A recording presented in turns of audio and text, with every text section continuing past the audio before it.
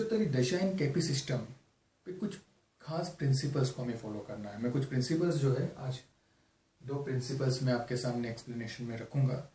इसका मतलब ये नहीं कि ये 2 एक्सप्लेनेशंस के बाद, ये 2 प्रिंसिपल को समझने के बाद हम तुरंत कंक्लूजन पे पहुंच जाए कि पर्टिकुलर प्लेनेट यही रिजल्ट देगा। नहीं, 1 बाय 1 हम देखेंगे। लेटर ऑन सारे प्रिंसिपल्स करने के बाद हम फिर से केस स्टडी करेंगे और वहाँ पर हम डिस्कशन करेंगे, कंक्लूजन पे आएंगे पर्टिकुलर प्लेनेट अपनी दशा में क्या फल देगा। So principle number 1, if sublord occupied by the dasha lord is benefic, dasha will be the positive, dasha lord will give positive results. But if the sublord occupied by the dasha lord is malefic, result will be negative. देखिए, मैं आने वाले कुछ lectures में आपको सबलोड क्या होता है, सबलोड कैसे कैलकुलेशन में आता है, वो सब हम डिस्कशन में लेके मेरे ऑफलाइन जो क्लासरूम कोचिंग के कुछ वीडियोस है वो भी मैं इस चैनल में शेयर करने वाला हूँ। तो सबलोड केपी एस्ट्रोलॉजी का एक बहुत बड़ा मंत्र है, सबलोड डिसाइड्स द मैटर। सबलोड बहुत इंपॉर्टेंट रोल प्ले करता है। अगर आप केपी सिस्टम को प्रैक्टिस करते हो तो सबलोड को या द रोल ऑफ सबलोड आप डिनाई नहीं कर सकते हो। बेनिफिक एंड मेलेफिक, जो हम जानते हैं बेनिफिक के बारे में हिंदू एस्ट्रोलॉजी के अंदर, वैदिक एस्ट्रोलॉजी के अंदर के कुछ प्लैनेट्स है, वीनस, जुपिटर, मून, मरकरी, जिसको हम बेनिफिक कहते हैं, नेचुरल बेनिफिक। जबकि सन है, सैटर्न है, मंगल, मार्स है, राहु, केतु, इनको हम मेलेफिक कहते हैं। केपी एस्ट्रोलॉजी में बेनिफिक और मेलेफिक की ये परिभाषा नहीं है। बेनिफिक और मेलेफिक, कोई पर्टिकुलर प्लैनेट बेनिफिक है या मेलेफिक है तो हमने देखना पड़ता है कि वो कौन से हाउसेस को सिग्निफाई करता है। केपी सिस्टम में जो 12 हाउसेस है उसको 2 पार्ट में बाइफर्केशन किया है। House number 1, house number 2, house number 3, house number 6 and 10 and 11 ये इम्प्रूविंग हाउसेस हैं। हाउसेस नंबर 4, 5, 7, 8, 9 एंड 12 ये नॉन इम्प्रूविंग हाउसेस हैं। अगर कोई प्लैनेट इम्प्रूविंग हाउसेस को सिग्निफाई करता है तो वो बेनिफिक हो जाएगा, और नॉन इम्प्रूविंग हाउसेस को सिग्निफाई करेगा तो वो एग्जैक्टली बेनिफिक हो जाएगा। तो जिस प्लैनेट की दशा चल रही है और उस प्लैनेट की दशा रिजल्ट अगर आप जानना चाहते हो, प्रेडिक्ट करना चाहते हो, तो आपको ये देखना है कि वो जो दशा लोड है उसका सब लोड बेनिफिक है या वेरी गुड बेनिफिक। अगर सब लोड बेनिफिक है तो वो प्लैनेट अपनी दशा में पॉजिटिव रिजल्ट देगा and vice versa. It means अगर सब लोड मेलेफिक है तो वो दशा लोड अपनी दशा के अंदर नेगेटिव रिजल्ट देगा। सो ये सबसे बड़ा प्रिंसिपल, और ये प्रिंसिपल को तो मानना ही पड़ेगा। ये श्री गणेश है विंशोत्तरी दशा के प्रिंसिपल का। क्या आपको ध्यान में रखना है?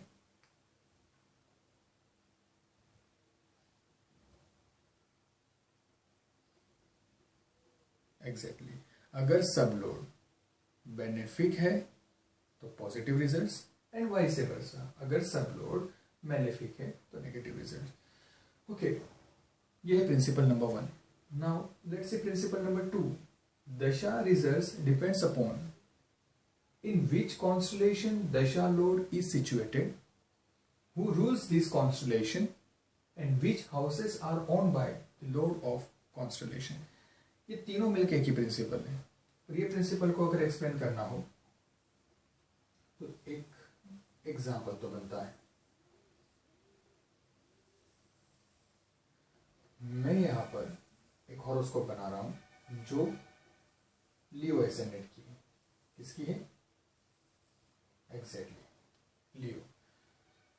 5, 6, 7, 8, 9, 10, 11, 12, 1, 2, 3 एंड 4। मान लीजिए इस हॉरोस्कोप के अंदर एक्स प्लैनेट की दशा चल रही है। एग्जाम्पल है एक्स प्लैनेट। किसकी दशा चल रही है? X planet. Very good.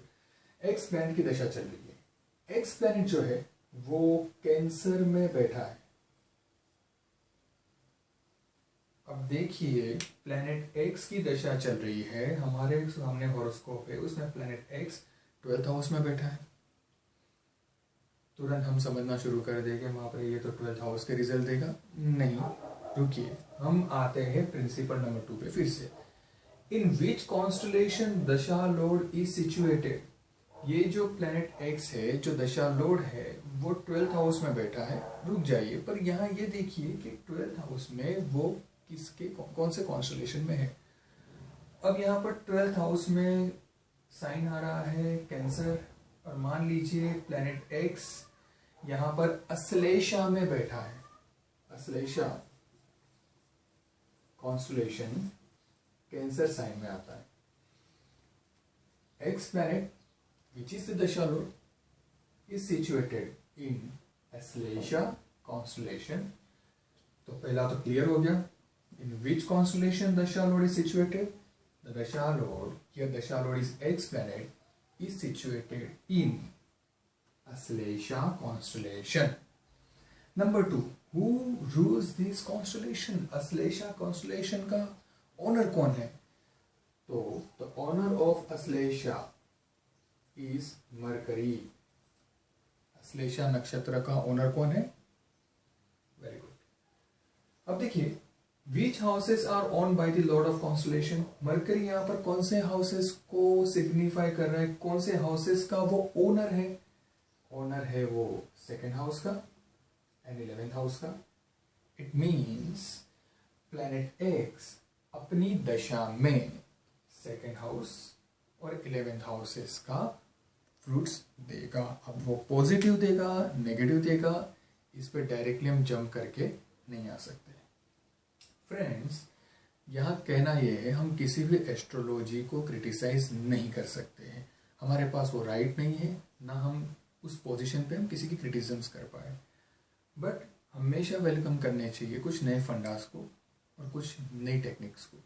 यहाँ पर देखिए, मैं आपके सामने एक एग्जाम्पल दे रहा हूँ। ये मैंने हॉरोस्कोप की मेरी जो 8 साल की जो रिसर्च है और मैंने इतनी कंसल्टेंसी की है, उसके बेस पे मेरे पास एक स्टॉक ब्रोकर की हॉरोस्कोप आई थी। उसके हॉरोस्कोप में मरकरी जो थे, सेम लियो एसेंडेंट था, मरकरी जो थे वो सेकेंड हाउस में वर्गो में 3 डिग्री और 32 मिनट्स पे बैठा था। आपको पता है मरकरी वर्गों में according to the Hindu astrology वो एग्जल्टेड हो गया। और एग्जल्टेड के बारे में आप क्या जानते हो? ऑब्वियसली आप सब जानते हो कि एग्जल्टेड मतलब अगर प्लैनेट एग्जल्टेड है, परम उच्च का होता है, जैसे 10 डिग्री 32 मिनट्स, तो फिर वो अच्छे फ्रूट ही देगा। पर मैंने ये देखा था कि 2012 के आसपास इस स्टॉक ब्रोकर को काफ़ी नुकसान हो गया। चल रही थी मरकरी की दशा। तो सवाल ये हुआ कि मरकरी की दशा में उसको इतना लॉस हुआ कैसे? देखिए, मरकरी 10 डिग्री 32 मिनट्स हस्त कॉन्स्टलेशन हो गया। रूल देखिए ना, इन विच कॉन्स्टलेशन दशा लोड इज सिचुएटेड? दशा लोड इज सिचुएटेड इन हस्त कॉन्स्टलेशन। वो भूल जाइए कि दशा लोड कौन से साइन में है। दशा लोड एग्जल्टेड है, वो साइड में रख दीजिए। दशा लोड जो रूल है प्रिंसिपल हमारा 2, उसका पहला क्वेश्चन का आंसर आपको मिल जाएगा। इन विच कॉन्स्टलेशन दशा lord is situated? Exactly.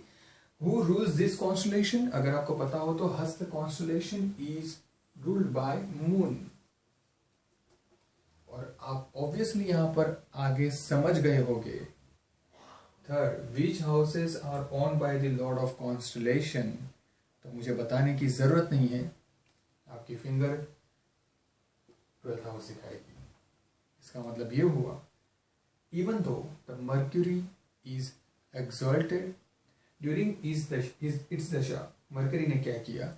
Instead of giving results of second and 11th house, इसने किसका रिजल्ट दिया? Result of 12th house, because वो बैठा है मून के नक्षत्र में और मून सिग्निफाई करता है, मून ऑनर है 12th हाउस का। Are you getting the point? अगर मैं कहता हूं कि अब डायरेक्टली ये 2 प्रिंसिपल समझने के बाद हम तुरंत कंक्लूजन पे नहीं आ सकते हैं कि कुछ इस तरह से होगा तो नेगेटिव रिजल्ट होगा। नहीं, फिर से मैंने बताया, जैसे प्रिंसिपल नंबर 1, प्रिंसिपल नंबर 2 और आगे के प्रिंसिपल्स हम इसके बाद के लेक्चर्स में